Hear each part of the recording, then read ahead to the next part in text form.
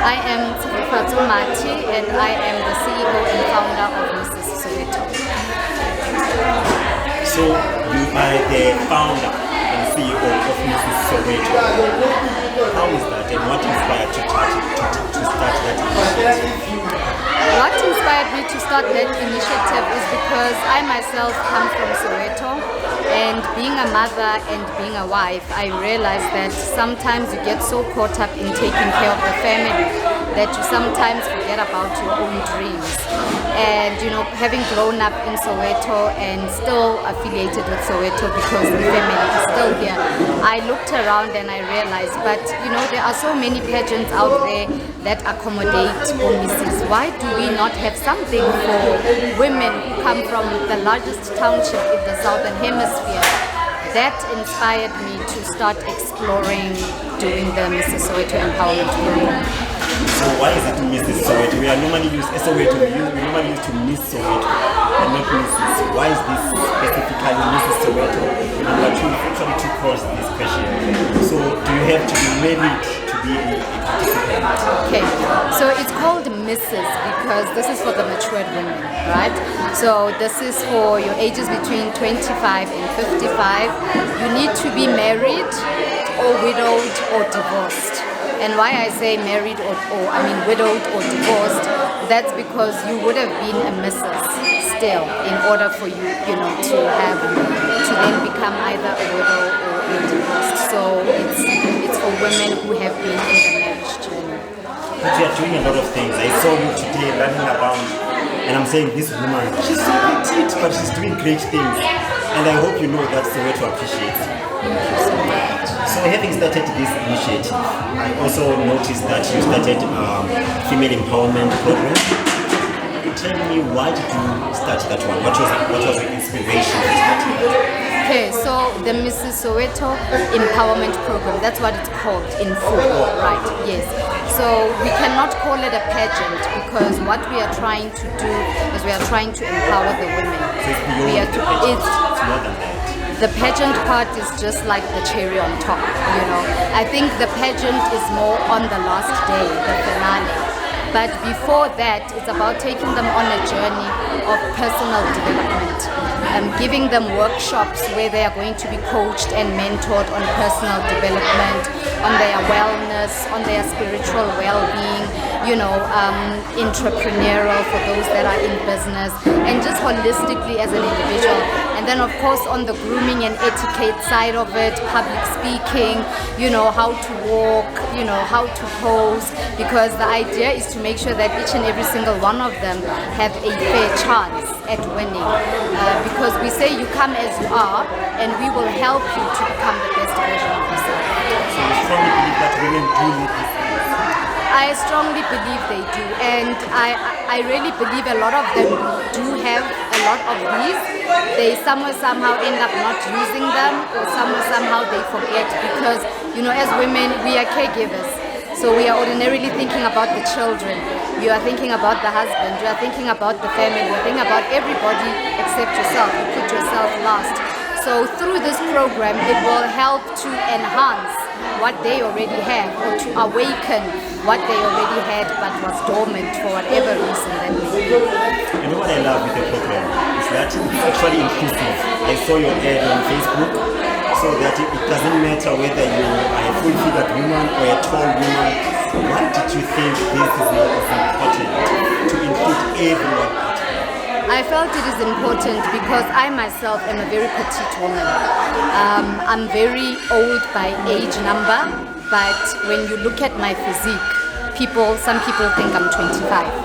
So it's inclusive, yes, and at the end of the day, it's about the person inside. It's about an individual. It's about us accepting ourselves as women the way that we are, and knowing that, it matters not what shape you are, what body shape you are, what skin color you are, what hair it is that you have. It's about who you are as an individual inside. So that's why we're saying come as you are, because abo mama nje, we are so busy taking care of the family. Sometimes we forget, to take care of ourselves. So really, I say they come as they are, and we embrace who they are holistically, just the way that they are. You know, another thing that I'm thinking about is there's a lady out there that has a low self-esteem, and the word pageant, and this is so it gives you the stereotypical thinking of saying that you have to be certain, you need to be attractive, you need to be this beautiful. So what do you say to people that are normally critics to pageants? You say that you are setting unrealistic standards for beauty. So what would you say to address them? So that is exactly what we are trying to achieve with Mrs. Soweto, to break that stereotype, to break that narrative. That's why I'm saying I can't even call it a pageant, because it's more of an empowerment program. Through this Mrs. Soweto, people will be able to see the different kinds of women, the different shapes who enter Mrs. Soweto, and that will hopefully encourage others who may feel like, hey, maybe I'm a bit too big, and they see someone on stage who is confident in their body, and therefore, break that narrative that you have to look a certain way to qualify to be in Mrs. Soweto. Therefore, the thing that bothered me is when I was coming, if I was not coming and being a person in the media, how can we find you on social media? Or if there's a girl out there that wants to follow and learn from this, I mean, the whole of Soweto will benefit from this. But how do we get access to you? I saw you on social media. Hey, you are hard to find. I am not hard to find. Yes. So we've got an Instagram page. It's Mrs. Soweto. And then we've also got the Facebook page, which is Mrs. Soweto. We've also got a website, which is www.mrssoweto.co.za. So those platforms are very active. We've also got an email address, which is info@mrssoweto.co.za, and that is where people have been communicating with us and inquiring on how they can enter. Behind the scenes, I was asking you that you haven't lost confidence in the community. Now I've given up in Soweto. I just told myself, no, nothing is going to work out. What keeps you going and motivated, even though everyone has given up on the Soweto thing? Soweto is just one of those townships that, we can't do anything about it. Why are you not losing hope like other people? Hey, I'm full of hope. Yes, I'm so full of hope, and I mean, and I've seen everywhere I've gone, I've made a positive impact in the lives of people. So that's what keeps me going. That's why I'm saying I do not require validation from anybody, because a lot of my things, even when I do them, usually I do my things undercover, where people don't really know what I'm. So this is the first time I'm actually putting myself out there, So I've got that hope, because I believe Soweto needs something that is going to, bring back courage, but not just a typical pageant, but an actual community development project through a platform such as this, which is going to include, of course, the pageantry side of it. But I'm still full of hope, because I believe it just takes one time. Something can still change, man.